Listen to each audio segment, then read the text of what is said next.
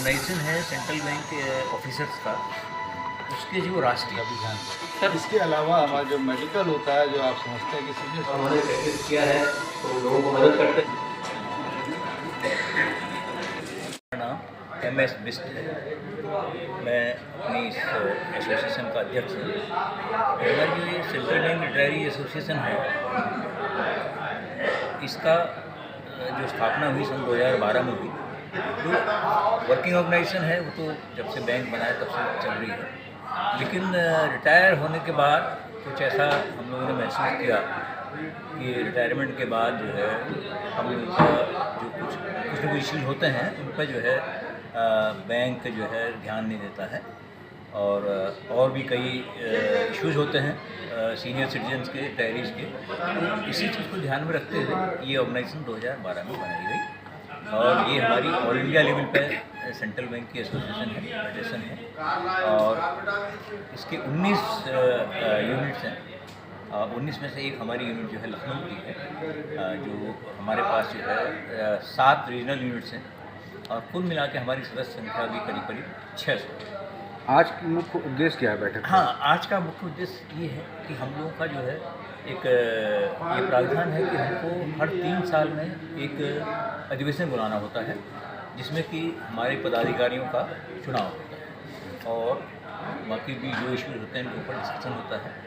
तो इसमें आज हमारी ये तीसरी त्रैवार्षिक जनरल बॉडी कॉन्फ्रेंस थी, तो जिसमें कि हमारे यहाँ के zonal head Shri AK Khanna ji आए थे, और हमारे ऑल इंडिया के general secretary Shri NK Pareek ji, जो कि हमारे ऑल इंडिया की जो बॉडी है, फेडरेशन है, उसके जनरल सेक्रेटरी हैं, और हमारे वर्किंग प्रेसिडेंट नागपुर से श्री DS लाहनी जी आए थे, और जो हमारा जो वर्किंग ऑर्गेनाइजेशन है सेंट्रल बैंक ऑफिसर्स का, उसके जो राष्ट्रीय अध्यक्ष हैं तो विवेक पांडे जी, उन्होंने भी इसमें सहभागिता की।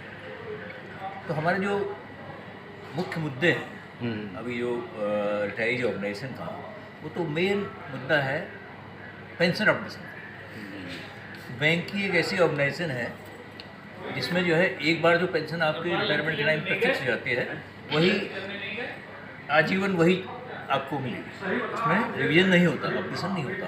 जबकि बाकी डिपार्टमेंट में आपने देखा होगा, स्टेट गवर्नमेंट है, सेंट्रल गवर्नमेंट है, उसमें जो है जितनी बार उनका पे कमीशन या पे रिवीजन होता है, उसमें पेंशन का भी रिवीजन होता है। आप रेलवेज का देखिए, डिफेंस का देखिए, सेंट्रल का देखिए, स्टेट का देखिए, लेकिन बैंक एक ऐसी ऑर्गेनाइजेशन है जहाँ जो पेंशन रिटायरमेंट के टाइम फिक्स होती है वही पेंशन आजन मिलती रहती है। तो वो हमारा एक बड़ा मुद्दा है, तो उसको हम लोग अपनी इस ऑर्गेनाइजेशन लेवल पे उसको बार बार सरकार के समक्ष, फाइनेंस मिनिस्ट्री के समक्ष रखते हैं, और उसके लिए हमारे पूरे देश में उसके लिए प्रदर्शन, धरना, ये सब भी चलते रहते हैं। और 2024 में हम लोगों ने जो है जंतर मंतर पर धरना किया था, तो लेकिन अभी तक उसमें कोई प्रोग्रेस नहीं हुई है, तो वो मुद्दा हमारा बरकरार है, चल रहा है। उसके अलावा कुछ इश्यूज हैं, जैसे हमारा एक मेडिकल इंश्योरेंस का इशू है, जैसा कि आपको मालूम सभी जगह मेडिकल इंश्योरेंस होता है सब डिपार्टमेंट में, हमारे यहाँ भी है। तो हमारी एक इंडियन बैंक एसोसिएशन है, उसके थ्रू ये होता है। तो हमारी स्टार्ट हुई थी आज से करीब 5-6 साल पहले, हम लोगों के लिए स्टार्ट हुई थी। उस टाइम उसका प्रीमियम करीब 7,500 के आसपास था, और आज की तारीख में वो प्रीमियम बढ़ के 70,000 के भी ऊपर हो गया है, 50,000, 55,000 मान के चलिए।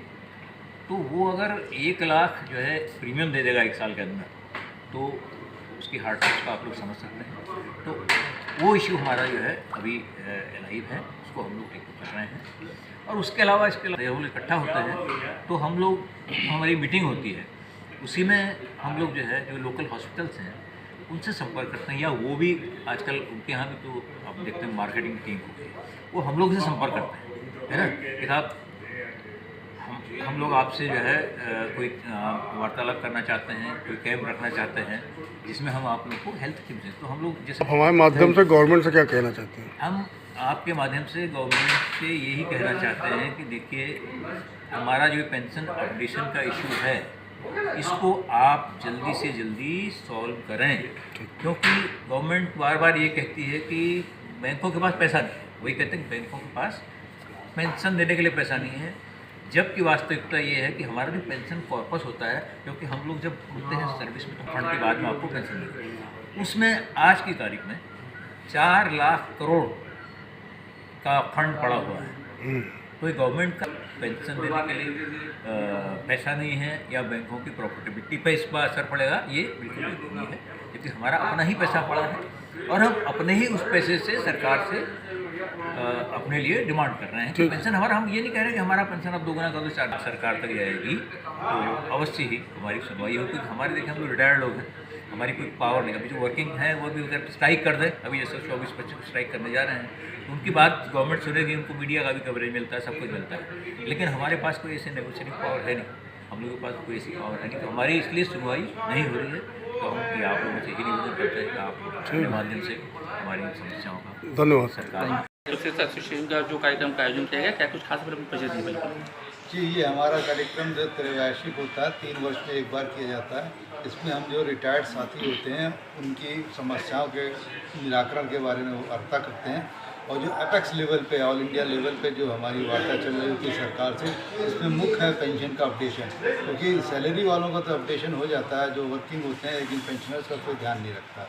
उसके बारे में चर्चा करते हैं और सरकार से उसके बारे में उनसे अनुरोध करते हैं कि वो हमारे पेंशन के ऊपर अपडेट करने का भी ध्यान दें। इसके अलावा हमारा जो मेडिकल होता है, जो आप समझते हैं कि सीनियर सिटीजन होते हैं, उनके स्वास्थ्य का ख्याल रखना बहुत अति आवश्यक होता है, तो हम लोग ये भी सरकार से मांग करते हैं कि हम ग्रुप इंश्योरेंस ले लें, जिसका अधिक से अधिक जो प्रीमियम है वो सरकार वहन करे, कुछ प्रीमियम हम लोग भी देने को तैयार हैं। सर OPS OPS की बात करें तो क्या कनेक्शन इसके लिए? OPS जी, NPS OPS की बात करें तो क्या कनेक्शन इसके लिए? नहीं, हमारा पेंशन तो डिफरेंट होती है, जो हम लोगों ने बैंक में अपना फंड बना रखा है, उसके इंटरेस्ट से हम लोगों को पेंशन मिलती है।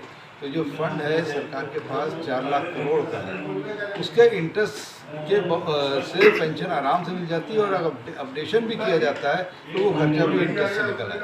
सर, आज आप दिक्कत नहीं। मुख्य रूप से किन विषयों पर चर्चा हुई?